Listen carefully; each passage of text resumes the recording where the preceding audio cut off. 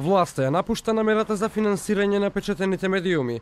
Представниците на владата на денешната дебата за законот за медиуми потенцираа дека државни пари за медиумите нема да има. Пари од државата кон медиумите нема да има. И тоа е наша стратешка определба. Да, можеме да збориме за различни видови на намалување на трошоци.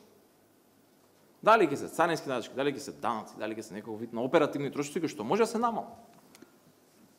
Пари во медиуми нема од оваа влада и крај. Од владата потенцираа дека идејата за финансирање на печатените медиуми дошла од новинарските организации.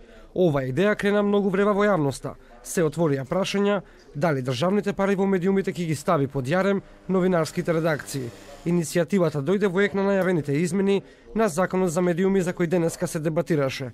Представниците на медиумите, како и представниците од владата се со поделени мислења. За едни веќе постоечкиот закон е доста конфузен и непотребен, а за други дека истиот е потребен за да може да се регистрираат онлайн медиумите со цел да се спречат злоупотребите и заканите. За да бидеме на чисто за што збориме, затоа што регулација на онлайн медиуми задира на слобода на пристап на интернет. И мислам дека верувајте дека нема да пратите добра порака во Брисел дека сакате тоа да го правите.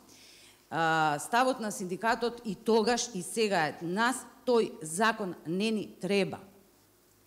Се покажа, еве го имаме, апсолутно е нефункционален, ниту нешто се повикуваме на него, ниту нешто. Тој само постои како опасност, кој што, фала Богу, никој се уште не ја исползувал, што не е исклучено дека нема да ја исползува. Представниците на власта возвратија дека доколку нема потреба од измени на законот, истите нема да ги има. За начинот на едни велат евидентирање, регистрирање, легитимирање на интернет порталите. Овде слушаме сега дека можеби нема потреба од закон за медиуми. Ете што донесе дебатата. Нов момент.